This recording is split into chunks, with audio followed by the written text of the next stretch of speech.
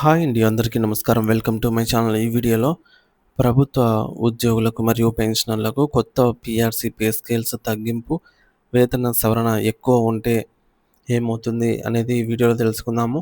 Video ఎక్కడే కానీ skip చేయకుండా ఎండ్ వరకు చూస్తే అప్పుడే ఇన్ఫర్మేషన్ పూర్తిగా అర్థమవుతుంది. అలాగే వీడియో చూస్తున్న ప్రతి ఒక్కరు వీడియోకి లైక్ చేయండి ఫ్రెండ్స్.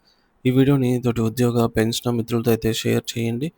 కొత్తగా మన ఛానల్ చూస్తున్నవారు ఇంకా ఎవరైనా సబ్స్క్రైబ్ చేసుకోకపోతే వెంటనే మన ఛానల్‌ని అయితే సబ్స్క్రైబ్ చేసుకోండి. సబ్స్క్రైబ్ చేసుకోవడం వల్ల నేను చేసే ప్రతి ఒక్క వీడియో మీ వరకు రీచ్ అవుతుంది. ఇక ఆలస్యం చేయకుండా వివరాల్లోకైతే వెళ్ళిపోదాము.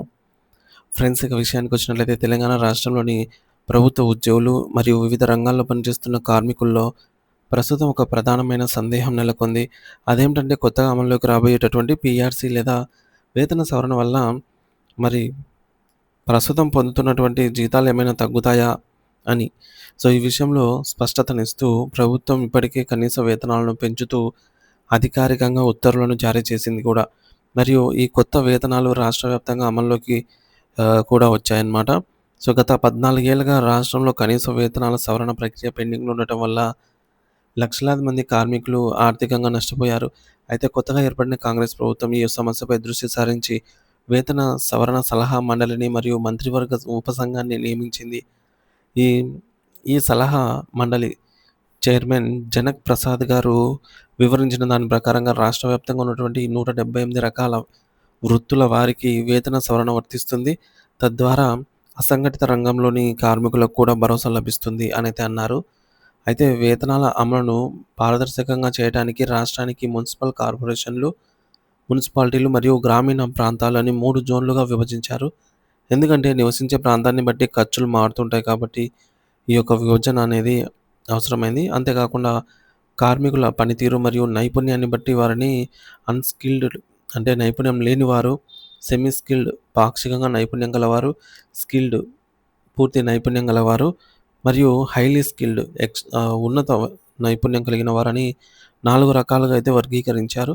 మరి కేంద్ర ప్రభుత్వం కూడా మరొక 3 నెలల్లో కొత్త వేతన సవరణ చట్టాన్ని తీసుకొచ్చే అవకాశం ఉందని, ఒకవేళ కేంద్రం నిర్ణయించే వేతనాలు తెలంగాణ వేతనం కంటే ఎక్కువగా ఉంటే వాటిని అమలు చేస్తామని, తక్కువ ఉంటే మాత్రం ప్రస్తుతం పెంచిన తెలంగాణ వేతనాలనే కొనసాగిస్తామని చెప్పేసి కూడా ప్రభుత్వం స్పష్టం చేసింది. అంటే వేతనాలు ఉండేది అయినా అట్లే ఉంటాయి. లేదంటే పెరుగుతాయి గానీ తగ్గవన్నమాట.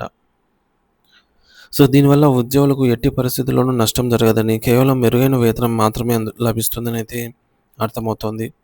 మరి 1948లో కనీస వేతనాల చట్టం ప్రకారంగా ప్రతి వ్యక్తికి తన పనికి తగ్గ న్యాయమైన వేతనం అందాలనే లక్ష్యంతో ఈసారి మొత్తం 73 ఉపాధి కల్పన రంగాలను సవరణ పరిధిలోకైతే తెచ్చారనమాట. సో, కార్మికుల దోపిడీని అరికట్టడానికి ప్రభుత్వం ఒక నిర్ణయం తీసుకుంది. అదేమిటంటే ఇకపై వేతనాల నగదు రూపంలో లేదా పేపర్ల ద్వారా ఇవ్వటం పూర్తిగా నిషేధం. జీతాలు కేవలం బ్యాంక్ అకౌంట్లలో ట్రాన్స్ఫర్ లేదా చెక్కుల ద్వారా మాత్రమే ఇవ్వాల్సి ఉంటుందని కఠిన నియమం తీసుకొచ్చింది. సో, దీనివల్ల ప్రతి పైసా రికార్డులలో అయితే ఉంటుంది మరియు యాజమాన్యాలు కార్మికులను మోసం చేసే అవకాశం ఏమీ ఉండదు. సో, వారం వారం సెలవులు, వీక్లీ ఆఫ్ అనేది ఖచ్చితంగా ఉండాలని, నెలలో 26 రోజులు మాత్రమే పని చేయించుకో ఆహ్, నెలకు 26 రోజులకు మించి పని చేయించుకోకూడదని చెప్పేసి కూడా ప్రభుత్వం అయితే చెప్పిందనమాట. మరి ఈ నిబంధన విధించిందనమాట. సో, నెలకు 30 రోజులుంటే 4 సండేస్ పోతే మొత్తము 26 రోజులనమాట.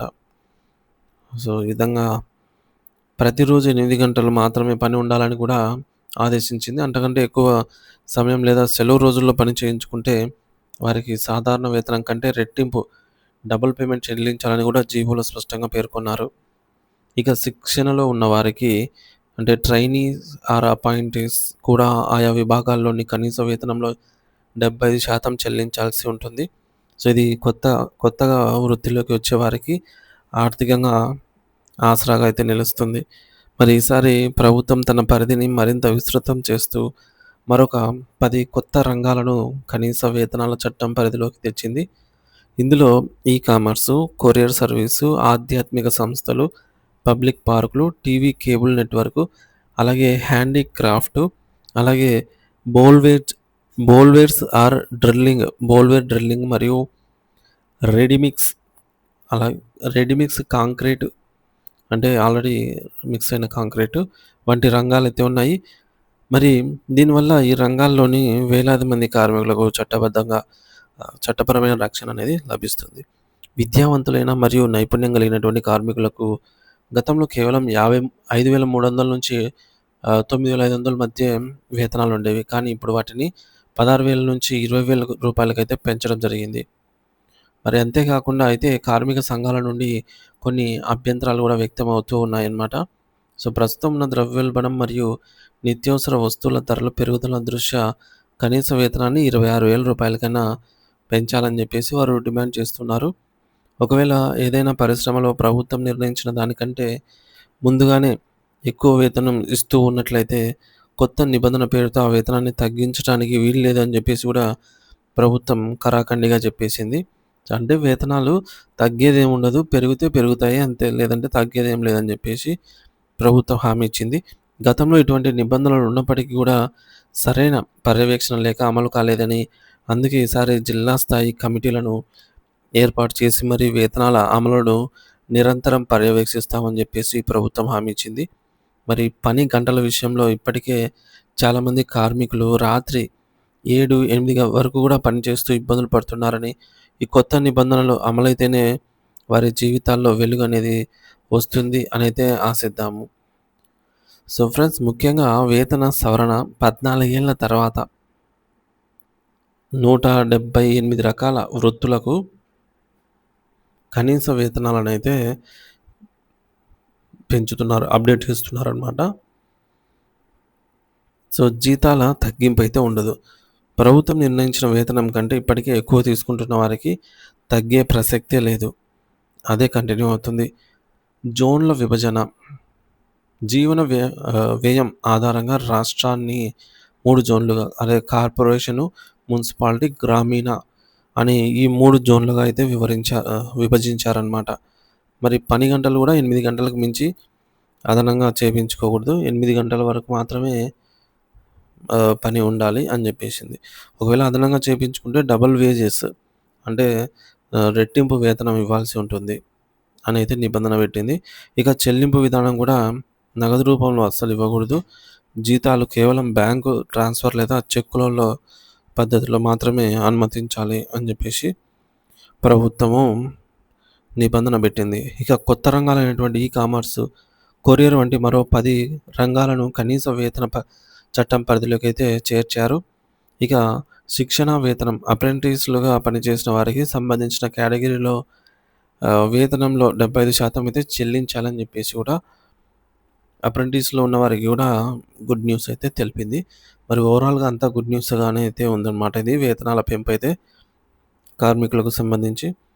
సో, ఇది ఫ్రెండ్స్ ఇప్పటివరకు ఉన్న తాజా సమాచారము. సో, వీడియో నచ్చినట్లయితే తప్పకుండా లైక్ చేయండి. వీడియోని తోటి మిత్రులతో అయితే షేర్ చేయండి. కొత్తగా చూస్తున్నవారైతే మన ఛానల్‌ని సబ్స్క్రైబ్ చేసుకోండి friends. Thank you for watching this video. అలాగే మీ అభిప్రాయాన్ని తప్పకుండా కామెంట్ రూపంలో అయితే తెలియజేయండి.